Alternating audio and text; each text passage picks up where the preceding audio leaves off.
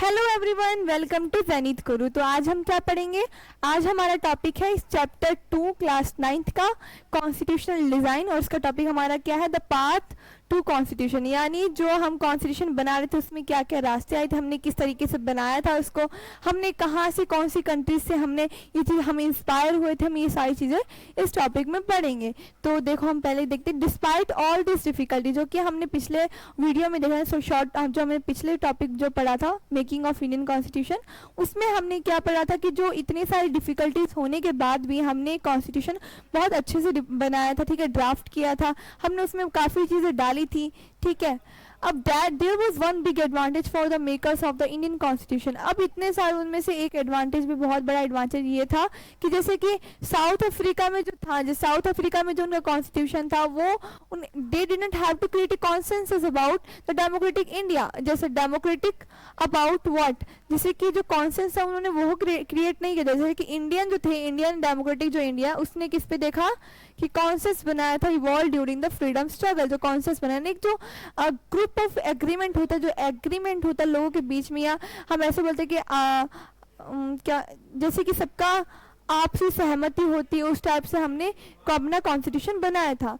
जैसे कि अब आगे हम देखते हैं कि consensus during develop during the freedom struggle. जो कॉन्सेंस यानी जो उस टाइम पे जो कॉन्सेंस डेवलप हुआ था फ्रीडम स्ट्रगल के बीच में, उसके बारे में देखेंगे हम। जैसे कि our national movement was not merely struggle against the foreigner rule.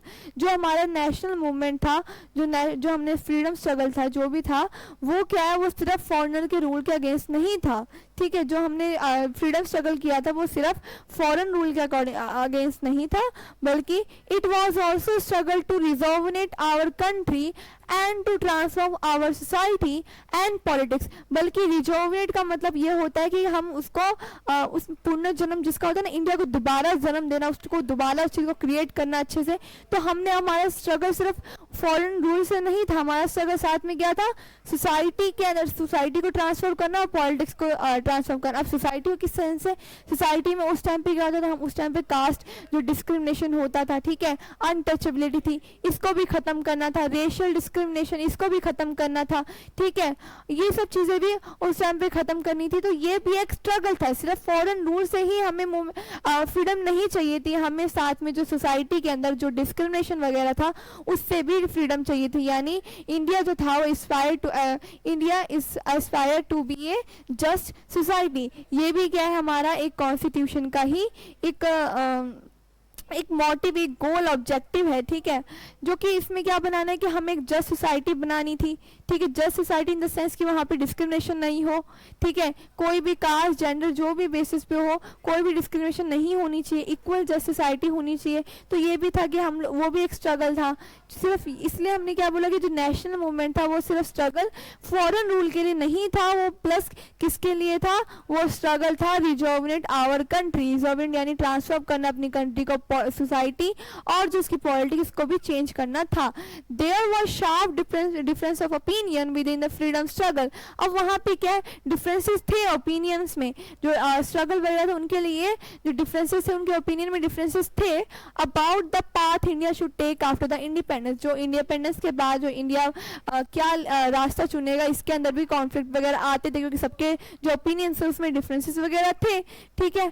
अब जैसे कि हम डिफरेंस की बात करें, डिफरेंस वो है, डिफरेंस यहाँ पे किसमें, ओपिनियन में डिफरेंस है, जो कि बाद में जाके रिजॉल्व हो सकता है, ठीक है। अब ओपिनियन में डिफरेंसेस होना जरूरी भी है। क्यों जरूरी है? अगर ओपिनियन में डिफरेंसेस नहीं होंगे तो वो क्वेश्चन कैसे करेगा? अगर आपका और मेरा सब कुछ हम सबके अकॉर्डिंग ही चलेंगे, सारे ओपिनियन को हाँ हाँ करते हुए चलेंगे, तो क्या वो सही डिसीजन हो पाएगा? नहीं हो पाएगा। तो इसके लिए हमें एक डिफरेंसेस ओपिनियन भी चाहिए होता है कि क्या पता उससे कोई और अच्छा रास्ता निकले, ठीक है, कोई और अच्छी डिसीजन निकल सके। तो एक डिफरेंसेस ऑन ओपिनियन भी एक अच्छी चीज होती है, ठीक है, ये भी जरूरी होता है। इससे क्या होता है, क्वेश्चन भी कर सकते हैं हम। जैसे कि डॉक्टर अम्बेडकर थे, उनके भी जो डिसीजन वगैरह थे, ओपिनियन थे, वो थोड़े डिफरेंट थे, वो भी क्वेश्चन करते थे, जैसे जब ड्राफ्टिंग चल रहा था कॉन्स्टिट्यूशन का तब। तो इस तरीके से हम बोल सकते हैं जो कॉन्स्टिट्यूशन जो ओपिनियन है वो भी जरूरी होता है। फिर हम देखते हैं In 1928, Motilal Nehru and 8 other Congress leaders drafted a constitution for India. अब मोतीलाल नेहरू कौन है? मोतीलाल नेहरू आप लोग को पता कि जवाहरलाल नेहरू के जो फादर थे उनका नाम था मोतीलाल नेहरू। ये 1928 के अंदर मोतीलाल नेहरू और जो 8 अदर कांग्रेस जो लीडर थे उन्होंने क्या किया था, कॉन्स्टिट्यूशन को ड्राफ्ट करने के लिए, जो ये कांग्रेस लीडर उन्होंने कॉन्स्टिट्यूशन को ड्राफ्ट करने की बात की, ठीक है, उनको ये चीज दी गई थी, ठीक है, ये वाली ड्यूटी इनको दी गई थी। फिर 1931 के अंदर 1931 the resolution at the Karachi session, 1931 के अंदर कराची सेशन हुआ था इंडियन नेशनल कांग्रेस का, develop to how independent India's constitution should look like. अब जो इसमें क्या था 1931 कराची सेशन में क्या था कि इंडियन कॉन्स्टिट्यूशन किस टाइप का होना चाहिए।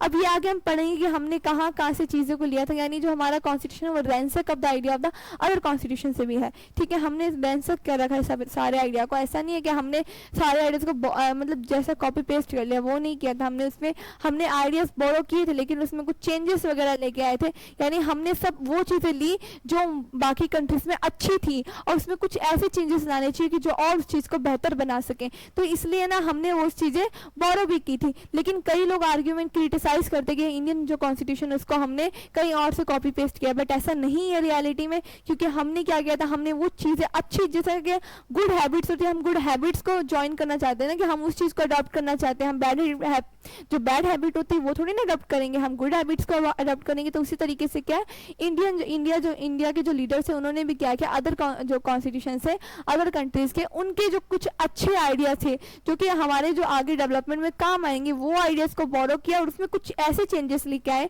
जो उन कॉन्स्टिट्यूशन में नहीं थे और वो जरूरी भी थे, तो वो हमने उस चीज को चेंज किया। उसमें क्या किया, हमने थोड़ा इंटरप्रिटेशन दिया, ठीक है, हमने उस चीज को डाला, बोरो तो किया लेकिन उसमें हमने कुछ चेंजेस भी किए थे। तो इसलिए हम ये नहीं बोल सकते कि हमारा जो कॉन्स्टिट्यूशन है वो कॉपी पेस्ट वाला था, नहीं था।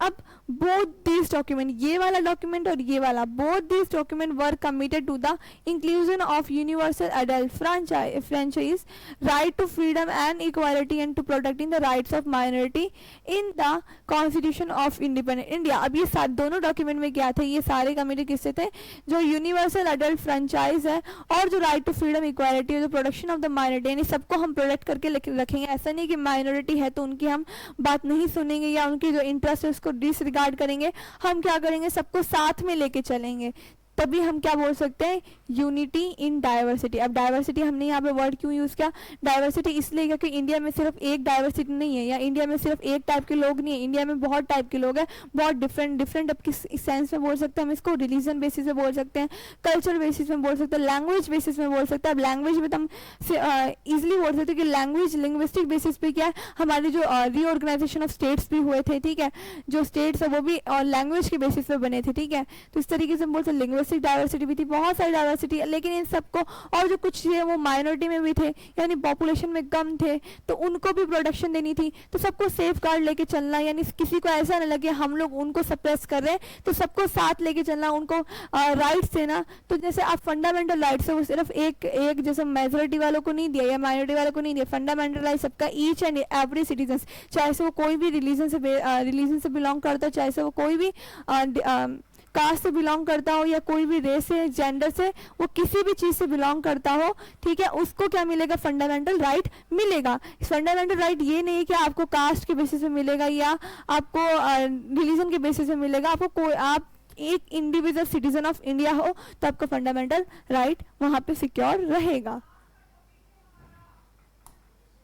अब देखते हैं कि कुछ हमने फैमिलिटी, जैसे कि जो इंडियन कॉन्स्टिट्यूशन में कुछ चीज़ें हमने कहाँ से देखी, ब्रिटिश जो इंस्टीट्यूशन था वहाँ से भी हमने सीखी, वहाँ से भी चीज़ें ली, जैसे कि the familiarity with the political institution of colonial rules also have develop an agreement over the institutional design, जैसे कि on that basis the British had introduce very weak legislature, elections were held in 1937 to provincial legislature and ministries all over British India. These were not fully democratic government but the experience of gained by the Indians in the working of legislative institution proved to be very useful for the country in setting up its own institution working in them। अब जैसे कि जो British जो introduce किया था उन्होंने, जो उनका लेजिस्लेचर था बहुत वीक था, ठीक है, और जो उनका जो 1937 में जो इलेक्शंस वगैरह, तो उनसे देखो हमने वहाँ के लेजिस्लेटिव इंस्टीट्यूशन देखा, लेकिन जब हमने अपना जो एक्सपीरियंस जो वहाँ से इंडियन ने जो एक्सपीरियंस वो गेन किया था, उसमें क्या था जो इंडियन जो वर्किंग और जो लेजिस्लेटिव इंस्टीट्यूट, जो कि लेजिस्लेटिव इंस्टीट्यूशन जो उन्होंने वर्किंग की थी, यानी उनका जो लेजिस्लेटिव, इंडियन का जो लेजिस्लेटिव इंस्टीट्यूशन था वो बहुत अच्छा उन्होंने प्रूव किया। जिस तरीके से ब्रिटिश का बहुत वीक था वैसा नहीं था, हमारा इंडिया का बहुत स्ट्रांग था। अब that's why the Indian constitution adopted many institutional details and procedure from colonial laws like government of India act 1935।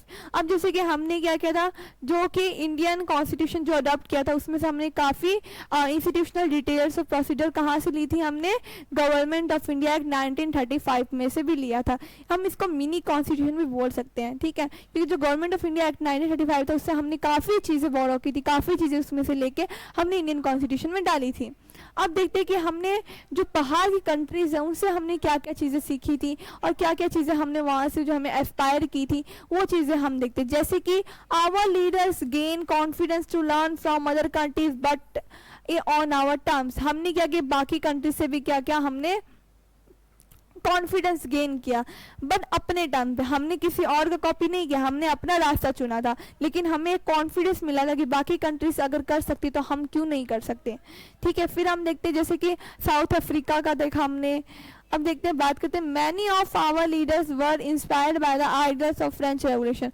अब जो मैनी, जो उनमें से लीडर, हमारे जो लीडर्स है वो किससे इंस्पायर्ड थे, हमारे लीडर से फ्रेंच रेवोल्यूशन से इंस्पायर्ड है। फ्रेंच रेवोल्यूशन में क्या था, जो मोनार्क था उसको हटा दिया था। किस तरीके से हमने देखा कि जो फ्रेंच के जो लोग थे उन्होंने मिल के, ठीक है, उन्होंने मिल के मोनार्क को हटाया था, ठीक है, उसको कैसे, उसकी पावर को खत्म कर दिया, पहले लिमिट किया फिर हमने उसको खत्म कर दिया। किस तरीके से फ्रांस जो रिपब्लिक बन गया था, तो हमें वहां से भी कितनी चीजें सीखने को मिलती, वहां से भी हम इंस्पायर हुए थे। और फिर हमने देखा अगर वो लोग भी कर सकते तो हम लोग क्यों नहीं कर सकते ये चीजें। तो फिर हमने देखा the practice of parliamentary democracy, जो ब्रिटेन में ही थी। हमने ऐसा नहीं देखा ब्रिटिश जो रूल कर रहा था, हमने वो भी देखा कि जो ब्रिटेन में जो पार्लियामेंट्री डेमोक्रेसी थी, जिसमें क्या था, जो हेड ऑफ द नेशन है वो हमारे कौन थे, प्रेसिडेंट। और जो क्या नाम है, हमारे इंडिया में किस तरीके से देखेंगे कि जो पार्लियामेंट्री में हम फॉर्म में देखते हैं कि जो लीडर्स होते हैं वो सारे क्या होते हैं, इलेक्टेड होते हैं। तो हमने कहाँ से क्या अडॉप्ट किया, पार्लियामेंट्री डेमोक्रेसी हमने कहाँ से अडॉप्ट की, ब्रिटेन से अडॉप्ट की, जिसमें क्या होता है, जो एग्जीक्यूटिव होता है वो रिस्पॉन्सिबल होता है किसके, लेजिस्लेटिव के। फिर हमने देखा bill of rights in USA, जो यूएसए में बिल ऑफ राइट्स था उससे भी हम इंस्पायर। और बिल ऑफ राइट्स क्या होता है, जैसे हमारे इंडिया में फंडामेंटल राइट्स होते हैं वैसे ही बिल ऑफ राइट्स क्या यूएसए के सिटीजन्स के लिए थे। तो हमने वहाँ से भी इंस्पायर हुए, तो हमने भी क्या लेके, हम फंडामेंटल राइट्स लेके आए। अब देखते कि सोशलिस्ट रेवोल्यूशन, जो सोशलिस्ट रेवोल्यूशन थे रशिया के अंदर, had inspired many Indians to think of shaping a system based on social and economic equality. जैसे कि सोशलिस्ट रेवोल्यूशन चल रहा था रशिया में, वैसे हमने भी अपना जो इंडिया में क्या चीज़ लानी चाहिए कि सोशल और इकोनॉमिक इक्वालिटी की तरह हमारा कंट्री बने, हमारा सिस्टम किस तरीके से हो, हमारा सिस्टम सोशल और इकोनॉमिक इक्वालिटी पे हो, ठीक है। They were not simply imitating what others had done, ये हमें सिर्फ इमिटेट नहीं कर रहा था, जैसे लोगों ने क्या किया था, at each step they were questioning whether these things suited our country.